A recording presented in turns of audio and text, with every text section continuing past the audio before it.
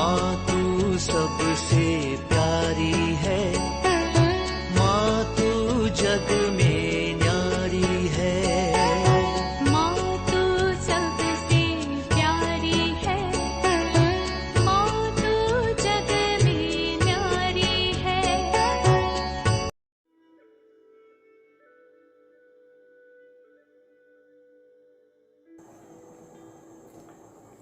पिता, पुत्र और पवित्र आत्मा के नाम पर आमीन। आप सबों को जय यीशु।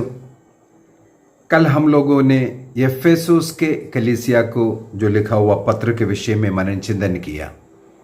ईसा मसीह यूहन्ना के द्वारा 7 कलीसियाओं को जो पत्र लिख रहा है, आज हम स्मुरना के जो कलीसिया को पत्र लिखा उसके विषय में मनन चिंतन करेंगे।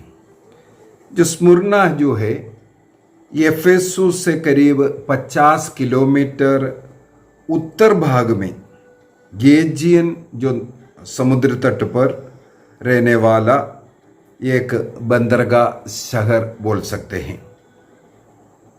ये स्मुरना आजकल जो टर्की देश का इस्मीर नाम का एक बड़ा बिजनेस सेंटर है, बहुत बड़ा शहर है। और बीसी 6वीं सदी पर, बीसी 6वीं सदी में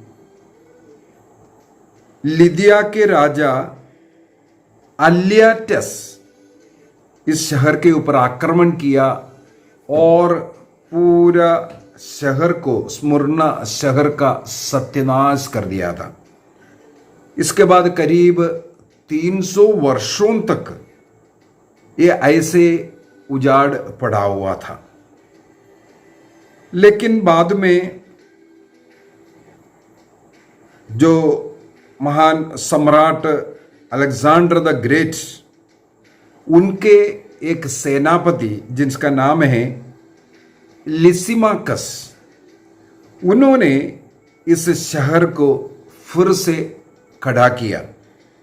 केवल इतना ही नहीं, सबसे सुंदर, सबसे बड़ा एक शहर के रूप में इस स्मुरना को खड़ा किया। इसलिए स्मुरना को एशिया का मुकुट या आभूषण कर करके इतिहासकार कहते हैं। और जो ग्रीक इतिहासकार जो होमर का जन्म इसी स्मुरना में हुआ करके बताया जाता है। इस स्मुरना का एक विशेष खासियत यह है, रोमन सम्राट के साथ बहुत ही वफादार, ईमानदार वे लोग रहते थे। रोमन साम्राज्य के साथ इस ईमानदारी के कारण सारे सम्राटों ने इस देश को अच्छा मदद करते रहे। रोमन सम्राट के साथ इनका वो वफादारी, इस पर हम लोगों को पता चलता है। एशिया में सबसे पहले रोमन देवता के लिए जो मंदिर बनाया गया वो इस स्मुरना शहर में बनाया। वो बीसी 195 में, बीसी 195 में रोमन देवता के लिए यहां पर एक मंदिर बनाया। दूसरी बात है, सम्राट तिबेरियस के नाम पर एडी 26 में, 26 एडी में एक मंदिर जब बनाना था, तो ये स्मुरना आगे बढ़ करके यहां पर बनाने का आग्रह किया। और रोमन सेनेट, कई शहरों ने इसका आग्रह किया। कहा जाता है 11 शहर डिमांड किया था, हमारे शहर में सम्राट टाइबेरियस का मंदिर बनाएंगे।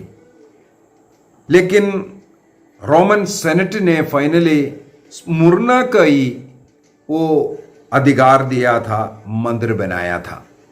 इसके भी पीछे का कारण है, स्मुरना शहर, स्मुरना निवासी रोमन साम्राज्य के साथ इतना वफादार रहा था। और कहा जाता है स्मुरना में जो कलीसिया का जो निर्माण है संभव है एफेसुस में जब संत पौलुस रहता था तब उनके द्वारा स्मुरना में कलीसिया का शुरू किया होगा, या उन्होंने अपने शिष्यों को भेजकर स्मुरना में कलीसिया का स्थापना किया। और योहन का शिष्य संत पोलीकार्प यहाँ का सबसे पहला बिशप था और उनके द्वारा यहाँ के विश्वासियों को इतना अधिक प्रभु यीशु मसीह में विश्वास का जिंदगी जीने के लिए कृपा मिला। और इसलिए ईर्ष्यालु यहूदी लोग और रोमन सेना सब मिलकर के संत पोलीकार्प को एक जो पेड़ पर बांध कर रखा और जलाया था। वह एक साबत का दिन था। साबत का दिन होते हुए यहूदी लोग लकड़ी इकट्ठा कर करके लेके आए पोलीकार्प को जलाने के लिए। इस प्रकार एडी 156 में स्मरना के लोग यहूदी लोग सब मिलकर के संत पोलीकार्प को जलाया था, क्योंकि वह क्रिस्त का प्रचार कर रहा था। इससे पता चलता है ईसाइयों के साथ उस समय पर वहां के यहूदी कितना द्वेष रखते थे। उनको खत्म करने के लिए रोमन साम्राज्य के साथ मिलते थे। और इस शहर के लिए जैसे हम लोगों ने पहले क्लास में मनन चिंतन किया था, ये जो 7 कलीसियाओं को जो पत्र लिख रहा है उसमें 8 पॉइंट मैंने बोला था एक कॉमन है करके। उनमें से एक पॉइंट मैंने कहा था जो मानव पुत्र का दर्शन जो योहन को मिला, उस दर्शन में जो वर्णित जो उनकी विशेषता को हर पत्र के अंदर हर कलीसिया को उसके अनुसार बुलाते हैं। उस कलीसिया के अनुरूप जो जरूरत है उसके अनुसार वर्णन होता है। उसी प्रकार यहाँ पर स्मुरना के लिए जो इस्तेमाल किया हुआ शब्द है जो प्रथम और अंतिम है, और जो मर गया था और पुनर्जीवित हो गया, उसका संदेश इस प्रकार बोल करके जो प्रथम और अंतिम है। ये इसलिए इस्तेमाल किया, स्मुरना शहर एशिया के प्रथम जो शहर के रूप में मुकुट के रूप में माना जाता था और सम्राट इस देश का सबसे बड़ा व्यक्ति भगवान ईश्वर मानते थे। तो यहाँ पर जो प्रथम और अंतिम ये कह करके अनादि अनंत ईश्वर वही वो मानव पुत्र ही सबसे प्रथम है, सम्राट नहीं, देश नहीं, देश का वैभव नहीं। ये बताने के लिए यहाँ पर इस शब्द का इस्तेमाल किया। दूसरा है जो मर गया था और पुनर्जीवित हो गया। जैसे मैंने पहले कहा, इस शहर को नाश कर दिया था, नष्ट कर दिया था, जला दिया था और करीब 300 वर्षों तक ऐसा उजाड़ पड़ गया था, एक छोटा गांव जैसे बन करके था। लेकिन अलेक्जेंडर द ग्रेट का सेनापति आकर के इसको फिर खड़ा किया है और इसका मतलब मरा हुआ था उसमें जीवन आया। ये इसलिए यहां पर बताया है ईसा मसीह में विश्वास करते हुए मसीह के लिए जो मरता है उन्हें ईश्वर आनंद जीवन देता है, इसको सिखाने के लिए। ईश्वर आनंद जीवन दे सकता है जो प्रभु में जीते हैं और मरते हैं। वाक्य 9 वहां पर हम लोग पढ़ते हैं, मैं तुम्हारे संकट और दरिद्रता से परिचित हूं। देखिए, स्मरना के कलीसिया को कहते हैं मैं तुम्हारे संकट और दरिद्रता से परिचित हूं। एशिया के सबसे धनी देश स्मरना, वहां पर रहने वाले क्रिश्चियन लोग बहुत ही गरीबी में रहता था। उनको लोग लूटते थे, उनके घर को जलाते थे, उनके सारे बिजनेस को जो कुछ वे करते हैं उसको तोड़ फोड़ करते हैं, उनको भी मार डालते हैं। इस प्रकार उनके ऊपर अत्याचार करते हैं और एक गरीबी की जिंदगी वे जीते थे। ईमानदार होने के कारण कोई गलत पैसा, गलत कमाई वे नहीं करते थे। ये सब जानने वाला ईश्वर कहते हैं मैं सब जान रहा हूं, तुम्हारे हर स्वभाव में जान रहा हूं। जैसे आदि में ये 7 लेटर्स जो लिखने के विषय में बताने के समय पर मैंने कहा था, ऐसा 2 कलीसिया है जिसके विरोध में कुछ नहीं बोलता है। उनमें से एक यही कलीसिया है जो स्मुरना की कलीसिया। इसके खिलाफ में कुछ नहीं बोलते हैं, क्योंकि इनका ये कितना भी दिक्कत है, दरिद्रता है, तब भी वह ईमानदारी का जीवन जीते हुए अपने को प्रभु के लायक बनाकर रखा है। इनके घर बार को नष्ट करते थे, इनके धन दौलत को नष्ट करते थे, लूटते थे, फिर भी वे ईश्वर के प्रति ईमानदार रहा था। अपने दुख कष्ट में भी वह प्रभु में अपना विश्वास पर अटी रहता था। इसलिए प्रभु ये कहते हैं। और क्रिस्तियों के विरुद्ध जो लड़ने के लिए यहूदी लोग भी वहां पर इतना अधिक हावी रहते थे, रोमी लोगों के साथ मिलकर के क्रिस्तियों के विरोध में वह कार्य करता था।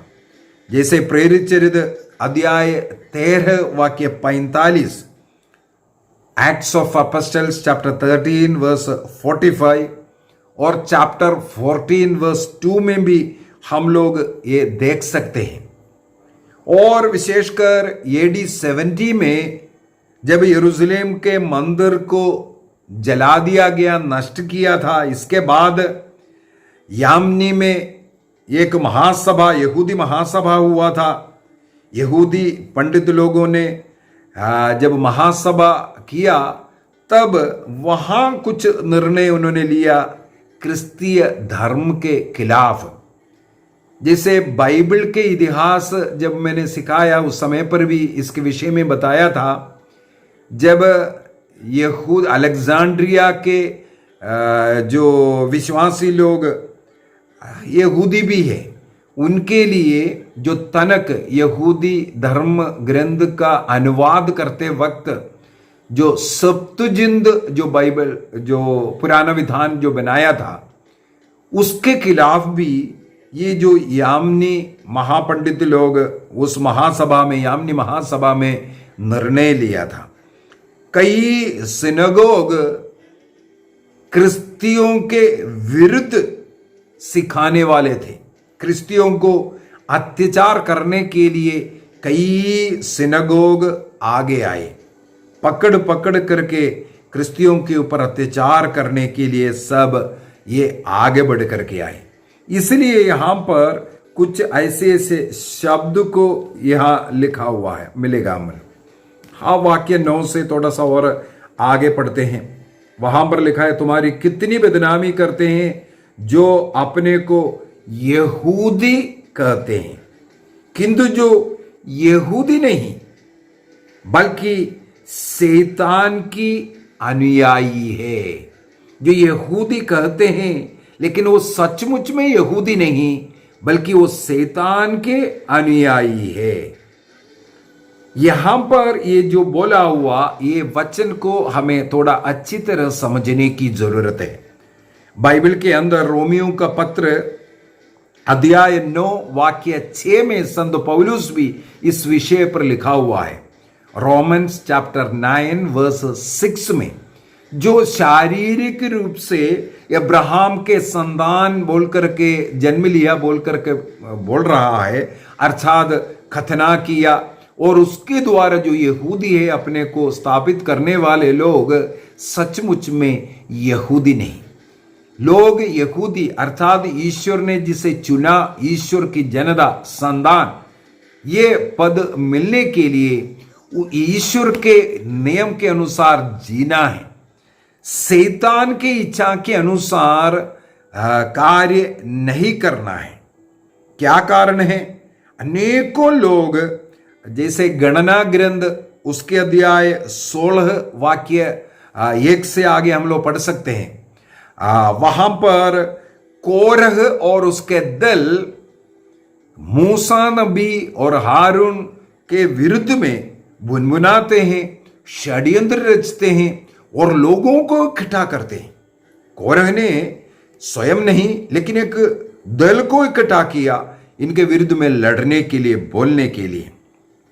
तो जो ईश्वर ने जिसे चुना है, उस चुनने वाले उन यहूदी, उस ईश्वर के संतान के अंदर ऐसे एक दल उत्पन्न होकर के आया कलीसिया के विरुद्ध में लड़ने के लिए, अधिकारियों के विरुद्ध में लड़ने वाला। तो उनको प्रभु का ये वचन कहते हैं, वो अपने को तो यहूदी कहते हैं लेकिन वो यहूदी नहीं। यहां पर जो सिनगोग जो शब्द जो इस्तेमाल करता है, वो सिनगोग इसका मतलब है समुदाय। समुदाय, उस समुदाय किसका समुदाय है? वो शैतान का समुदाय बन गया है। बोलने के लिए हम खतना किया हुआ है, हमने बपतिस्मा लिया है, हमने डुबकी लगाया, हम सही क्रिस्तीय लोग हैं। इस प्रकार बोल करके कलीसिया के विरुद्ध होने वाले कुछ लोग, वो सचमुच में ईश्वर का संतान नहीं बल्कि वह शैतान का समुदाय से जुड़ा हुआ है। यहां पर वो सिखाते हैं। वाक्य 10 को भी अगर हम थोड़ा सा पढ़ लेते हैं, वहां पर और भी अच्छा लिखा हुआ है, तुम्हें जो कष्ट भोगना पड़ेगा उससे मत डरो। तो स्मुरना के कलीसिया को पत्र लिख करके कहते हैं, इस शैतान और उसके ग्रुप के द्वारा आपके विरुद्ध बोलेगा, आपको सतावट होगा, आपको भूखा, आपको गरीब ऐसा रहना पड़ेगा। इससे आप हिम्मत नहीं करना, ये जो कष्ट भोगना है इससे आप डरना नहीं है। इसके बाद क्या लिखा है? शैतान तुम्हारी परीक्षा लेने के लिए तुम लोगों में कुछ को कैद में डाल देगा और तुम लोग 10 दिनों तक संकट में पड़े रहेंगे। देखो ये 10 दिन, यहां पर जो लिखा हुआ 10 दिन का मतलब है थोड़ा सा दिन, थोड़ा सा दिन। यदि हम लोग सिराक चैप्टर 18 वर्स 8 को पढ़ेंगे, प्रवक्ता ग्रंथ उसके अध्याय 18 वाक्य 8 में, वहां पर लिखा हुआ है, यदि संसार में 100 दिन रहा तो 100 साल अगर कोई जिंदा रहा तो हम लोग बोलेंगे बहुत बड़ा उम्र मिल गया, लंबी उम्र है, ऐसे कर करके। तो बोलता है इस संसार की जो लंबी उम्र जो आनंद जीवन के साथ तुलना करेंगे वो बिल्कुल थोड़ा सा है। समुद्र में एक बूंद पानी के समान है ये जो 100 साल का इस संसार का जिंदगी। अर्थात हमें संसार के बाद एक आनंद जीवन ईश्वर के साथ जीना है। उस जीवन की तुलना में ये जो संकट का दिन तुम्हारे लिए 10 दिन अर्थात थोड़ा सा दिन है। समुद्र का एक बूंद पानी के मात्र है, समुद्र तट का एक रेतगंड के समान है, इसलिए तुम्हें डरने की जरूरत नहीं। शैतान और उसके चेले लोग तुम्हारे विरुद्ध बोलेगा, तुमसे लड़ेगा। अभी शैतान जो शब्द यहां जो इस्तेमाल किया है इसके पीछे के भी कारण है। शैतान का जो शब्द का असली मतलब ये है जो तुम्हारा शत्रु, तुम्हारे साथ शत्रुता करते। दूसरा अर्थ है तुम्हारा विरुद्ध हमेशा दोषारोपण करते रहते। कई लोग कहते हैं ना, हाँ कातलिक लोग ये, कातलिक लोग स्वर्ग नहीं जाएगा, कातलिक लोग मूर्ति पूजक है, कातलिक लोग ये है वो है, ऐसा ऐसा बोल कर रहता है। बाइबल में ये लिखा हुआ, प्रकाशना ग्रंथ में लिखा हुआ, ये शैतान के चेले लोग हैं। शैतान ये सब करा रहा है। ये स्वयं को मसीह कहेगा, ईश्वर का संतान कहता है, लेकिन वो कार्य कर रहा है शैतान के सिनगोग समुदाय में जुड़ करके वे कार्य करता है। तो दोषारोपण ऐसा करने वाला शत्रु को शैतान कहते हैं। और लोगों के बीच में लड़ाई उत्पन्न करने वाले लोग, ये सब अर्थ है जो शैतान शब्द यहां पर लिखा हुआ है। उनका सिनगोग अर्थात उनका समुदाय से जुड़ करके लोग अपना अपना कलीसिया बना करके लोगों को वहां इकट्ठा कर रहा है। मसीह का, ईश्वर ने जो कलीसिया का स्थापना किया उससे लोगों को तोड़ने का कार्य, ये सब शैतान का कार्य है। कुछ दिनों के लिए उनका ऐसा अनुमति मिला है, वो तुम्हें इस प्रकार सताएगा, तुम्हें विश्वास से भड़काने के लिए देखेगा। लेकिन स्मुरना के कलीसिया को मसीह ने इसलिए शाबाशी दिया है। ये सब करने के बाद भी वे लोग विश्वास में अड़ी रहे। जिस प्रकार हम लोगों ने एफेसुस के कलीसिया में भी मननचिंतन किया था, वहां पर ऐसे कुछ गलत नबी लोग घुस गया था, जो अपनी ओर से सिखाने वाले, जो कलीसिया सिखाता है उसके विरुद्ध में सिखाने वाले जो गलत जो नबी है, उनको एफेसुस के कलीसिया ने बाहर निकाला। उनको नहीं सुना, तुम जो बोल रहा है हम नहीं सुनेंगे, जो सत्य कलीसिया जो सिखाता है केवल हम वो सुनेंगे। इसलिए वहां पर ईसा मसीह ने उनका तारीफ किया था। यहां पर इनके विरुद्ध बोलने वाले, इनको संकट में डालने वाले, इनको लूटने वाले, इनको मार डालने वाले, ऐसे लोगों को जो सहन करता है लेकिन वह विश्वास में स्थिर रह रहा है, इसलिए प्रभु यहां पर उनका तारीफ करता है। और आगे क्या हम लोग पढ़ते हैं, तुम मृत्यु तक ईमानदार बने रहो और मैं तुम्हें जीवन का मुकुट प्रदान करूंगा। जीवन का मुकुट मिलने के लिए ये स्मुरना शहर को एशिया का मुकुट या आभूषण कहते थे। यहां पर प्रभु कहता है जो विश्वास में दृढ़ रहेगा, जो हमें पूर्वजों से मिला हुआ जो विश्वास दिया है, ईसा मसीह में जो विश्वास करते हुए मरने के लिए तैयार है, अन्य लोगों की बातों में नहीं पड़ेगा। चाहे कितना भी कष्ट, कितना भी दुख, कितना भी नष्ट हो जाए, फिर भी ईमानदारी के साथ, प्रार्थना में ईमानदारी, लेन देन में ईमानदारी, बातचीत में ईमानदारी और सब प्रकार के व्यवहार में ईमानदारी, इस प्रकार विश्वास में ईमानदार रह करके जो अंत तक रहता है, जो थोड़े दिन का ये जो कष्ट पीड़ा का समय है इसमें रहता है, प्रभु कहते हैं उन्हें मैं मुकुट प्रदान करूंगा। कुरिन्थियों का पहला पत्र अध्याय 9 वाक्य 25 में, 1 Corinthians chapter 9:25, 1 Peter chapter 5:4, 2 Timothy chapter 4:8, 2 Timothy अध्याय 4:8, संत पौलुस कहते हैं मैंने अच्छा लड़ाई लड़ा, मैं उस जो मुकुट ईश्वर ने मेरे लिए जो तैयार कर रखा है उसके लिए बिल्कुल तैयार है। अपने मृत्यु के बाद उस मुकुट का विषय में बताने वाले।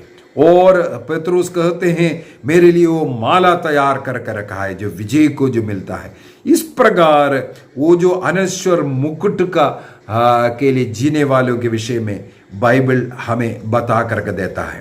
तो स्मुरना नहीं बल्कि जीवन का मुकुट जो मिलता है वो विश्वासियों को मिलता है, जो कलीसिया में स्थिर रह करके, जो आदि से लेकर के जो कलीसिया में जो सिखाया उसके अनुसार प्रभु यीशु मसीह का शरीर रक्त को ग्रहण करते हुए जी रहा है, मर रहा है, प्रभु मर रहा है, उनको मुकुट मिलेगा बोलता है।